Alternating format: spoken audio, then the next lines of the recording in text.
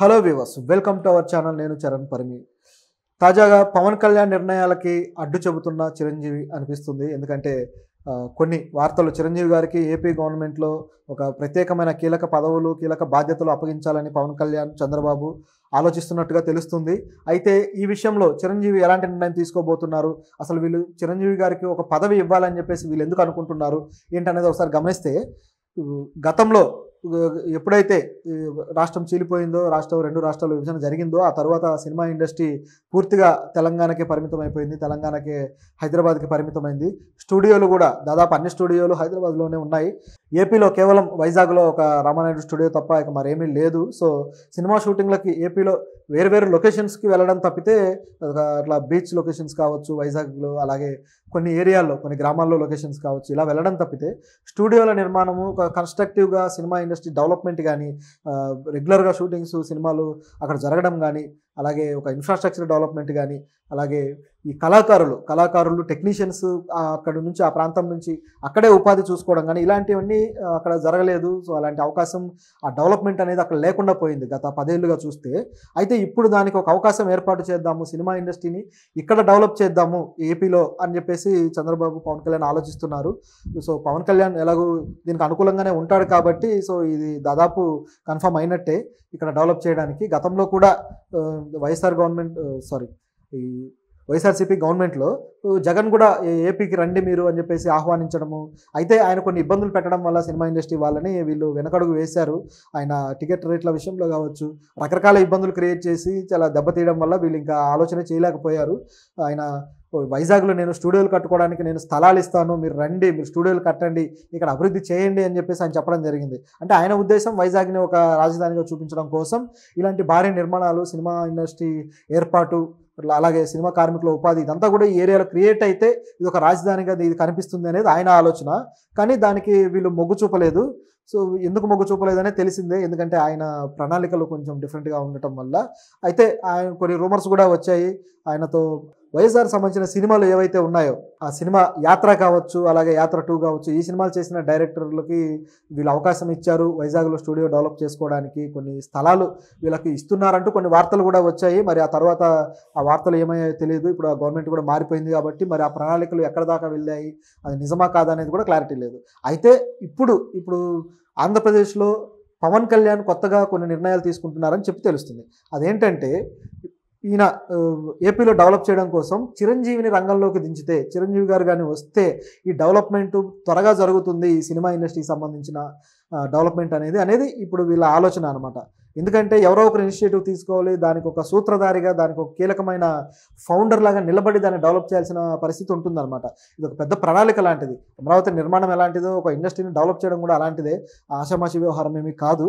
So Pawan Kalyan గారు ముఖ్యంగా చంద్రబాబు నాయుడు గారికి విషయం తెలియజేసి, చంద్రబాబు నాయుడు గారు కూడా సరే అని చెప్పేసి వీళ్ళు ఈయనకు ఒక పదవి ఇచ్చి, ఆ పదవి ద్వారా చేయాలని చెప్పి ఆలోచిస్తున్నారు. ఎందుకంటే ఒక పదవి ఏది లేకపోతే ఆయన ఈ బాధ్యతలు నిర్మాణాత్మకంగా చేయడానికి అవకాశం ఉండదు. సో ఆయన ఏదైనా సరే తన ప్రణాళికలను ప్రభుత్వానికి తెలియజేసి, దానికి కావాల్సిన నిధులు కావచ్చు, దానికి కావాల్సిన ఏవైనా సరే రాబట్టుకునే అనుమతులు కావచ్చు, అవకాశం తక్కువగా ఉంటుంది. ఒక పదవిలో ఉంటే అవన్నీ ఈజీ అవుతాయి అన్నమాట. సో అందువల్ల ఈయన ఒక పదవిలో ఉంచాలి అనేది వీళ్ళ ఆలోచన. పదవి ఇచ్చి ఆ పదవి ద్వారా చేయించాలనేది. నిజానికి చిరంజీవి గారికి ఈ పదవులు ఈ తరహాలో కొత్త ఏమీ కాదు. గతంలో ప్రజారాజ్యం పార్టీ పెట్టిన తర్వాత, ఆ పార్టీని కాంగ్రెస్లో విలీనం చేసిన తర్వాత ఆయన పర్యాటక శాఖకి సహాయ మంత్రిగా కూడా చేశాడు. పర్యాటక శాఖ సహాయ మంత్రిగా ఆయన నిజానికి మన దేశానికి అప్పటికి పర్యాటక శాఖలో మనకున్న ఆదాయం కేవలం 1.5% ఆర్ 2% మధ్యలోనే ఉండేది, చాలా తక్కువ.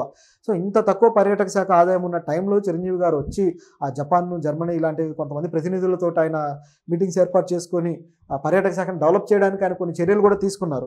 అండ్ ఆయన ఇండస్ట్రీ పరంగా ఆయన ఎన్నో దేశాలు తిరిగాడు కాబట్టి, ఎన్నో దేశాల్లో ఈ పర్యాటక శాఖ దానికి సంబంధించిన విషయాలన్నీ ఆయన కొద్దిగా ఒక అవగాహన ఉంది కాబట్టి, అంటే ఆయన వీళ్ళు వెళ్ళేది కూడా, షూటింగ్స్కి వెళ్ళేది కూడా ఈ పర్యాటక స్థలాలకే వెళ్తారు కాబట్టి వీళ్ళకి ఆ అవగాహన బేసిక్గా ఉంటుంది కాబట్టి అలాంటి అనుభవాన్ని అందులో పెట్టడం జరిగింది.